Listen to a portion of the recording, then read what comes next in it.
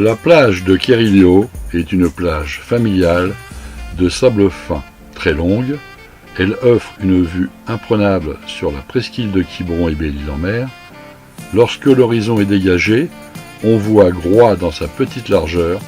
C'est également la plage des sports de glisse, char à voile, surf et kitesurf. Des zones sont mises en place pour permettre à tous d'occuper la plage sans se gêner.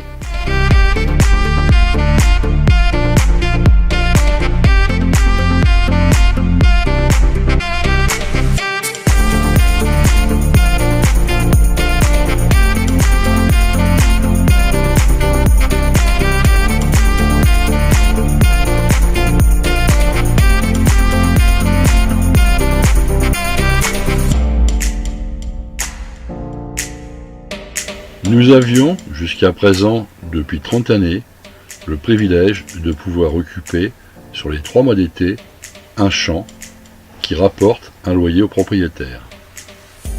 Cette tolérance s'arrête pour l'été 2018, à cause de la loi du littoral Natura 2000, qui délimite des zones désignées au titre de la directive Habitat de 1992, visant à assurer le bon état de conservation de certains habitats et espèces, animales et végétales. Ces images du terrain et des alentours, afin de garder le souvenir des superbes moments passés en famille et entre amis dans ce coin idyllique.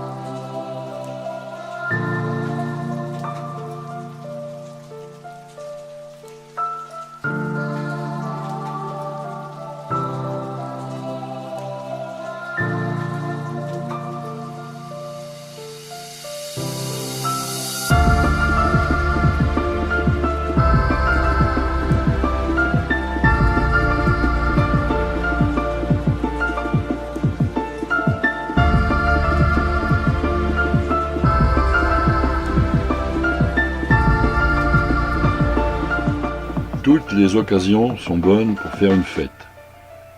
Ce jour-là, l'anniversaire de Télia.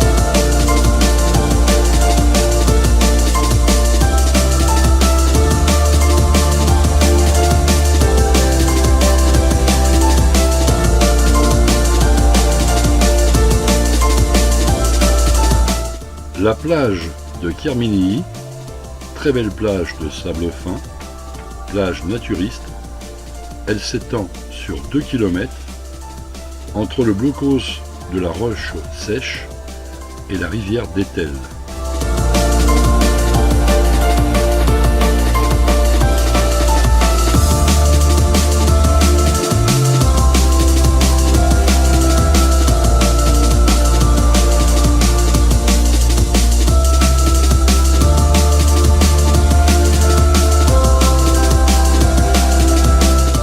Le grand site dunaire, sur les 40 km de cette zone protégée, depuis 1931, qui recèle des trésors qu'une nature généreuse nous offre, un tiers de la flore bretonne a été répertorié par le Conservatoire botanique de Brest. Et on trouve 800 plantes différentes.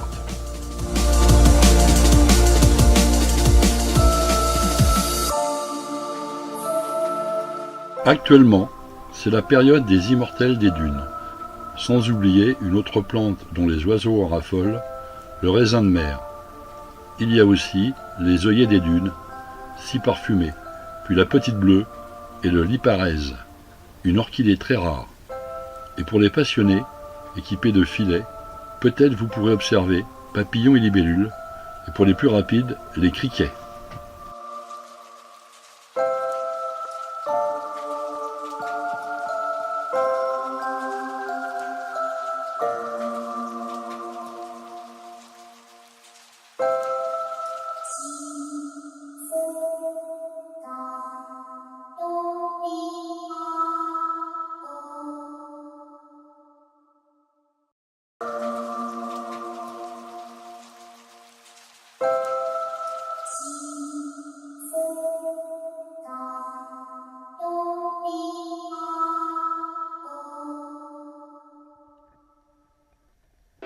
En mer, nous pratiquons la pêche, la plongée subaquatique et la chasse, comme ici avec la capture d'un baliste.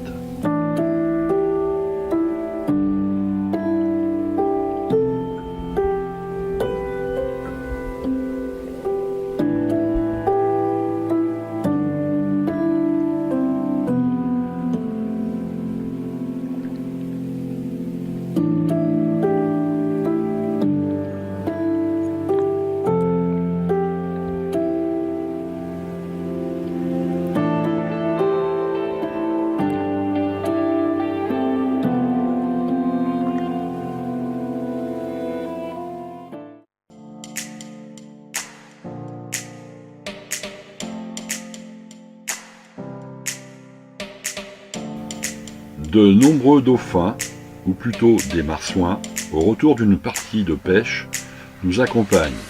Spectacle inoubliable qui nous a donné des frissons.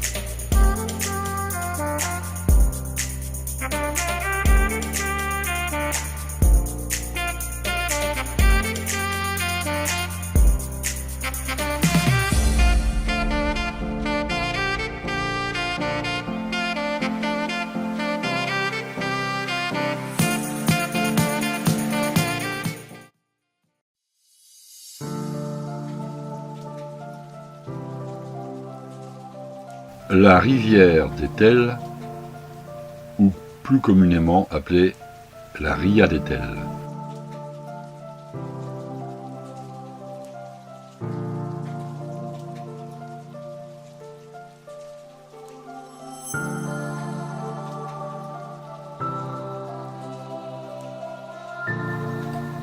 Si la ria d'Etel porte ce joli nom de ria, c'est parce que l'océan Atlantique y dessine des pleins et des déliés, au rythme des marées.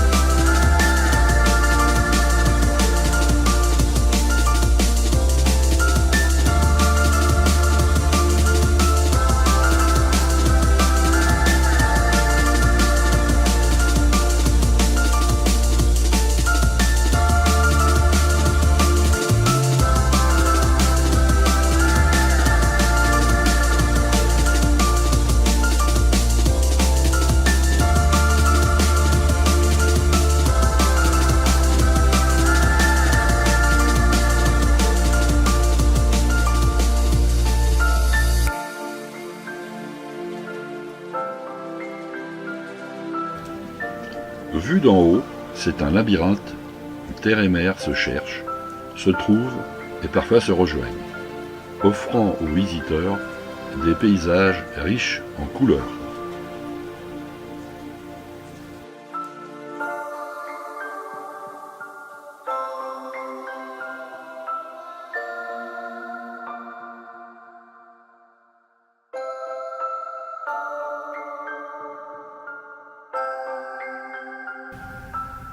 Lagunes, plages sauvages, marais et parcs ostréicoles se succèdent dans cette petite mer intérieure, sinueuse et parsemée d'îlots.